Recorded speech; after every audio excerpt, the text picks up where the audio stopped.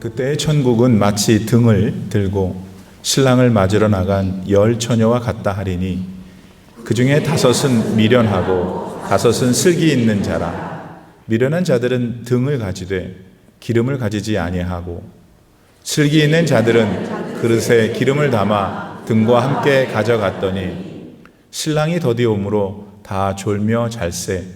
밤중에 소리가 나되 보라 신랑이로다 맞으러 나오라 하매 이에 그 처녀들이 다 일어나 등을 준비할세.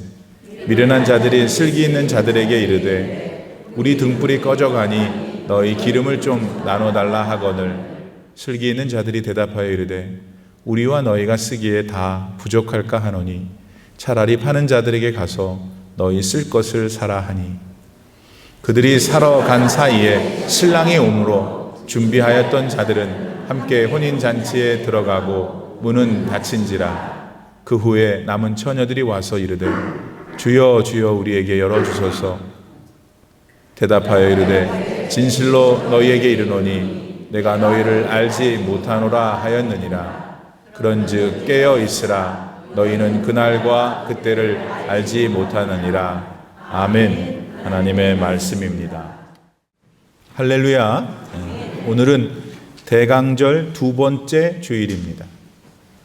대강절은 예수님께서 이 세상에 내려오신 날을 특별히 기억하는 시기이죠. 그러면서 예수님이 이 세상에 오신 것은 나와 같은 죄인을 구원해 주시기 위해서인 것을 마음 깊이 되새기는 때입니다.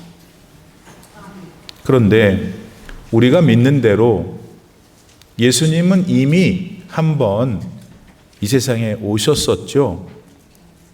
다른 말로 세상에 이미 초림하셨던 거예요.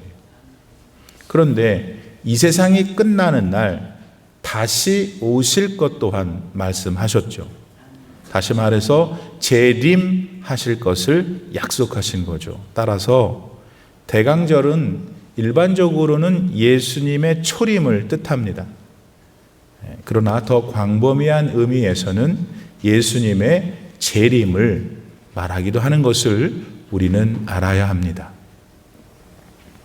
오늘 본문 말씀은 바로 그 재림에 대한 이야기죠. 여러분, 예수님이 십자가를 지시기 얼마 전이었어요. 제자들이 예수님한테 물어요. 주님께서 다시 오시는 때는 언제인가요? 그리고 그 세상 끝에는 무슨 징조가 있을까요? 이렇게 물었어요. 그러자 예수님이 여러 가지 비유를 드시면서 그것들에 대하여 설명하셔요. 그리고 오늘 본문 말씀인 10 처녀 비유도 그 중에 하나인 거죠. 예수님은 본문 말씀에서 천국은 이런 것과 같다 하셨어요. 그게 뭐였죠? 천국은 마치 등을 들고 신랑을 맞으러 나간 10명의 처녀와 같다. 근데 여기에 저는 다소 의문이 드는 것이 하나 있었어요. 그거는 제자들은 재림과 종말에 대해 물었는데 예수님은 천국 얘기를 하셨다는 점이 그거예요. 그렇지 않아요, 여러분? 물론 예수님이 세상에 다시 오실 때에는 온 세상이 지각 변동되는 무서운 일이 일어날 거예요. 동시에 그런 종말의 순간에 예수님은 말씀하신 대로 온 세상을 심판하실 거고요. 그 결과 어떤 사람은 벌을 받아 영원히 지옥에서 살게 됩니다. 반면 어떤 사람들은 구원을 받아 영원히 천국에서 행복하게 살 거고요. 따라서 종말과 재림에 대해 물었지만 예수님께서 천국에 대해 말씀을 하신 것은 최후의 날, 그 날 들어가게 될 천국을 지금 잘 준비하고 살아야 한다는 것을 가르쳐 주고 싶으셔서였어요. 자, 그렇다면 여러분은 지금 예수님이 말씀하시는 저 천국에 들어갈 수 있는 준비를 단단히 하고 살아가고 계시나요? 사랑하는 여러분, 천국에 들어가려면 이 땅에서 사는 동안에 준비를 잘 하셔야 해요. 그 준비는 예배와 구역 모임에 참여하며 헌금을 드리고 여러 교회 일에 헌신하는 것을 말해요. 열 처녀들이 준비했던 그 등들 기억나시죠? 그 등들이 그런 것이에요. 그러나 그 등을 신랑이 올 때까지 계속 밝힐 수 있는 것이 훨씬 더 중요하죠. 왜냐하면 못 들어가니까. 그러기 위해서는 기름이 넉넉히 필요한데 신랑이 올 때까지 필요해요. 이 기름이 그럼 뭐냐? 이 기름은 여러분 내면의 믿음입니다. 여러분 안에 거하시는 성령님의 충만하심이 기름입니다. 오늘 여러분은 형식은 물론이고 여러분 내면이 참 믿음으로 충만하십니까? 예수님께서 재림하셔서 심판하실 것을 정말 믿으십니까?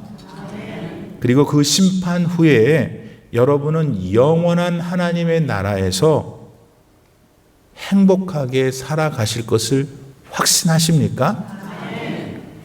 그 믿음, 그 확신으로 가득 찬 여러분의 내면을 가리켜 성령이 충만하다 하는 거예요.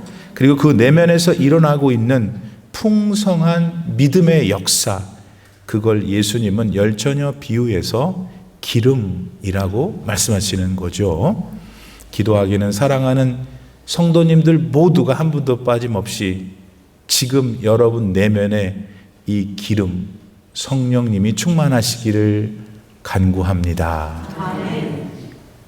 근데 본문 5절, 6절 말씀에 보면은 열처녀가 기다리던 신랑이 그만 늦게 오는 것을 보게 됩니다.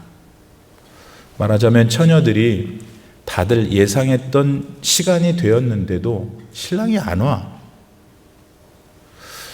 그래서 사실 5명의 처녀들이 미련하다는 소리를 듣고 그것도 모자라 가지고 정작 혼인식에도 들어가지 못하는 황당함과 망신을 겪잖아요.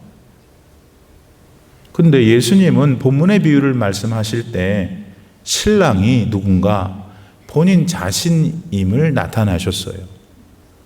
따라서 우리는 예수님께서 이 세상에 다시 오시는 시간이 우리의 예상이나 기대보다 더 늦을 수도 있겠구나 알게 되죠.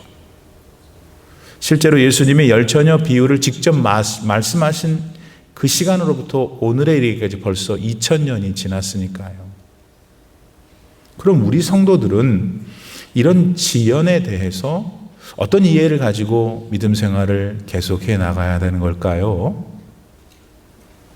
먼저 하나님께서 생각하시는 시간과 우리 사람이 생각하는 시간 사이에는 근본적인 차이가 있다는 것을 인정하는 지혜가 있어야 돼요. 그게 뭔 말입니까, 목사님?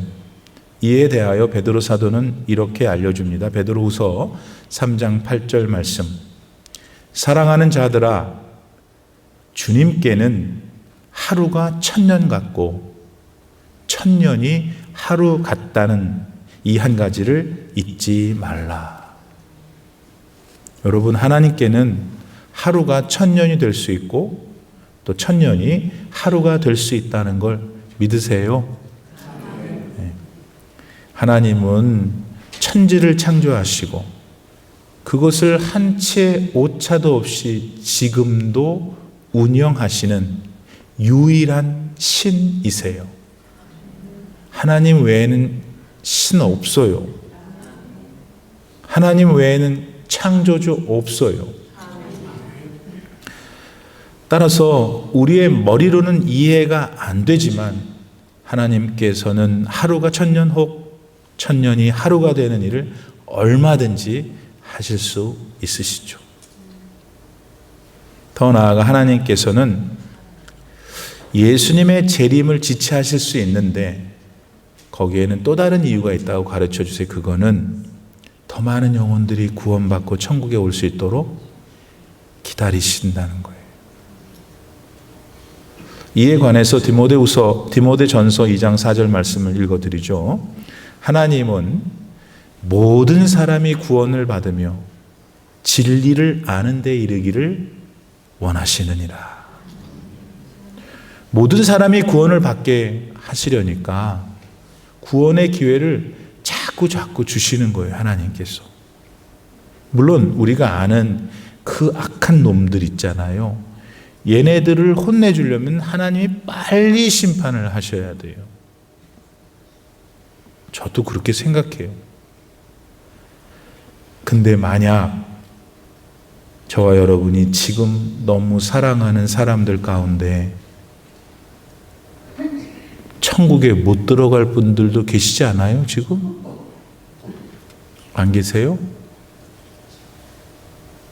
예수님 믿고 하나님 믿지 않으면 천국에 못 가요.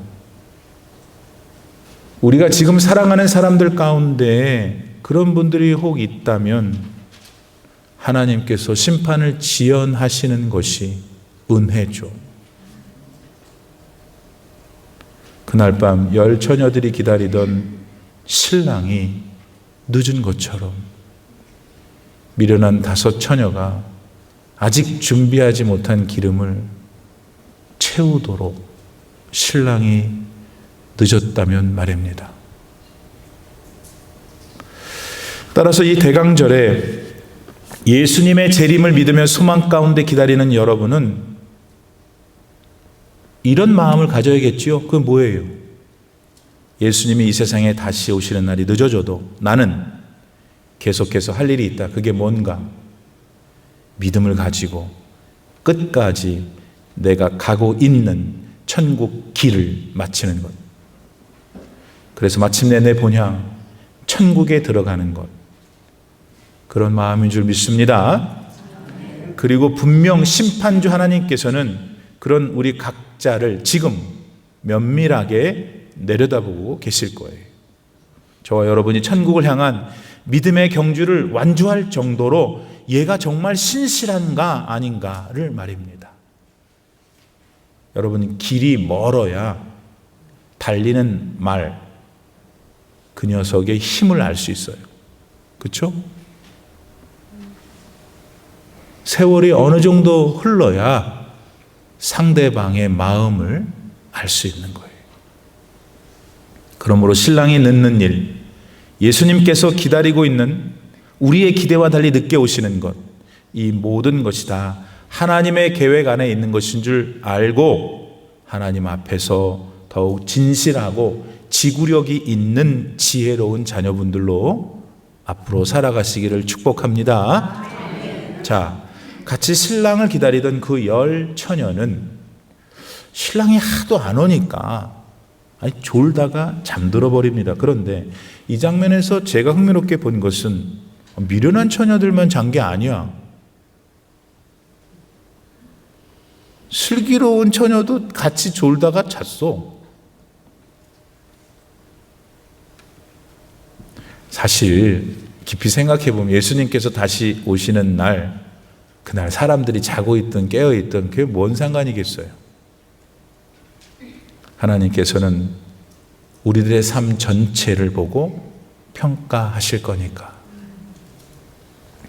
아무튼 그렇게 자고 있던 처녀들이 화들짝 놀라 일어납니다. 신랑이 왔으니까 빨리 나가서 맞으라고 하는 소리가 밤중에 나니까 일어난 거죠. 그때 미련한 5 처녀에게 아주 큰일이 났습니다. 이 정도면 괜찮을 거야 했던 기름이 그만 곧 동이 나게 생겼거든요. 신랑이 그들이 예측한 것보다 훨씬 늦게 온 거죠. 여러분, 그래서 그 처녀들을 어떻게 했어요? 남은 슬기로운 처녀들한테 야야야야 그 기름 좀 나눠주라고 했죠. 9절 말씀에 보니까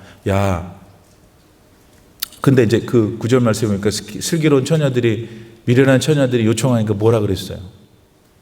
야, 이 기름을 너희들과 나누어 쓰다 보면은 너희도 우리도 다 모자라게 돼. 그러니까 가게 가서 사갖고 와. 였죠? 근데 여러분, 이런 대답은 좀 어찌 보면 좀 냉정하지 않아요? 그 기름 별것도 아닌데 뭐 이렇게 다급할 때 좀 나눠 쓰면 어디 덧나? 인정머리에 되게 없어. 이런 생각이 들죠? 아무튼 우리 교회는 거룩한 분들이 많아서 그래 절대 안 들어, 그런 게. 솔직히 이 슬기로운 처녀들이라고 부르는 처녀들 참 그냥 그렇죠. 조금씩 기름을 나눠서 자기들만 아니라 다 같이 혼인식에 들어갔으면 얼마나 좋았겠어요. 근데 여러분, 세상에는요, 나누어 줄 수 있는 게 있고 그럴 수 없는 게 있어요. 여러분, 어떻게 남편을 다른 사람한테 나눠줄 수 있어요? 그러고 싶은 분이 몇몇 있긴 하겠지만 지금 남편은 나눠줄 수 없는 거예요. 마찬가지로 하나님을 향한 믿음 역시 다른 사람한테 양도할 수 없지. 내 믿음 좀 떼가. 나도 좀 안 되는 거예요. 이 점에서 각자가 짓는 죄도 그렇죠. 내 죄는 내 죄니까 내가 책임을 져야 하는 거예요. 내 죄를 남이 책임져 줄 수 없는 일이잖아요. 그런데 유대인들은, 이 사람들은 얼마나 엉뚱한 사람들이냐면 하나님한테 한때 아버지가 지은 죄를 아들이 책임을 져야 한다고 주장했던 사람들이 유대인들이에요. 그러니까 하나님께서 이렇게 고쳐주셨죠. 에스겔서 18장 2절 말씀. 너희가 이스라엘 땅에 관한 속담에 이르기를 아버지가 신 포도를 먹었으므로 그의 아들의 이가 시다고 함은 어찌 됨이냐 라고 하나님 호통을 치시는 거예요.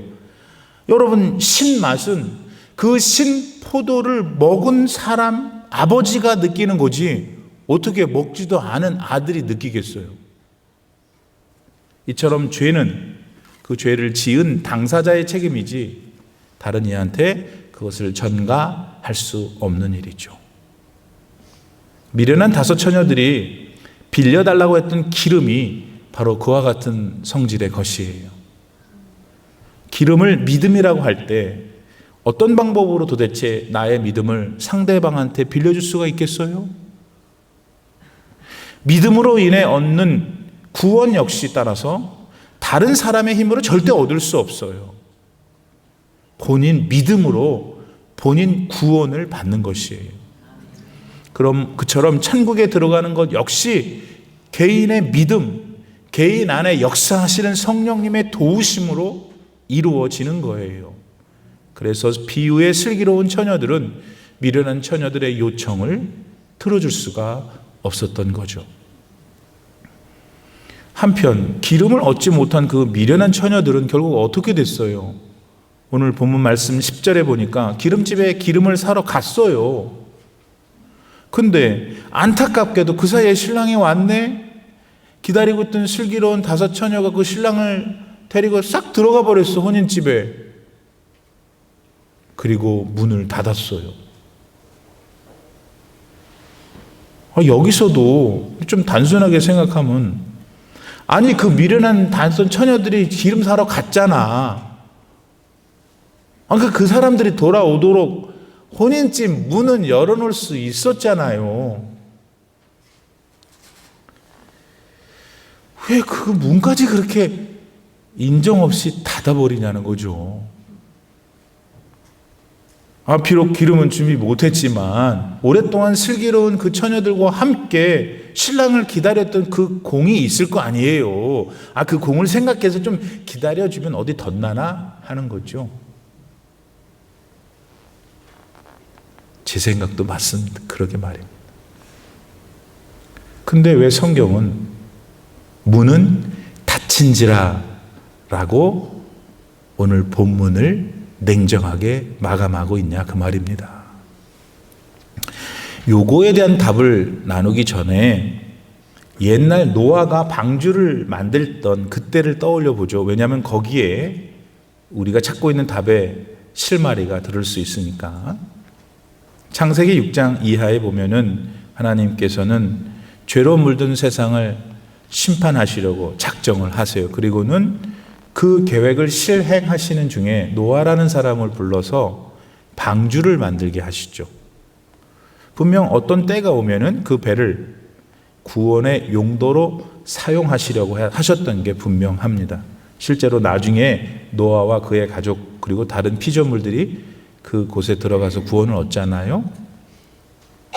근데 우리 하나님은 실제로 홍수를 일으켜 심판을 하시기 전에 노아로 하여금 방주를 만들게 하셔요. 왜 하나님께서는 바로 비를 내리지 않으시고 방주를 사람들이 볼 수 있는 곳에 만들게 하셨을까? 왜 그랬냐면 그거 보고 좀 회개하고 하나님께 돌아오라고. 이런 간절한 하나님의 마음을 결국 노아가 방주를 다 만들었어요. 그래서 노아는 비를 기다리고 있어요. 하나님 비 내린다고 했으니까. 그때 절정에 이르러요. 하나님의 마음이, 구원하고 싶은 하나님의 마음이. 어떻게? 창세기 7장 10절 말씀은 이렇게 전해집니다. 7일 후에 홍수가 땅에 덮이니. 방주를 만들었어요. 근데 이제 비가 이제 내리를 기다리고 있어요. 얼마나 오랫동안 기다렸겠어요? 근데 비가 실제로 내리기 전 7일 동안 비가 안 내린 거죠. 이제 7일이 있으면 비가 내릴 거예요. 이 말씀은 여러분 하나님의 마음을 어떻게 담고 있는 거예요?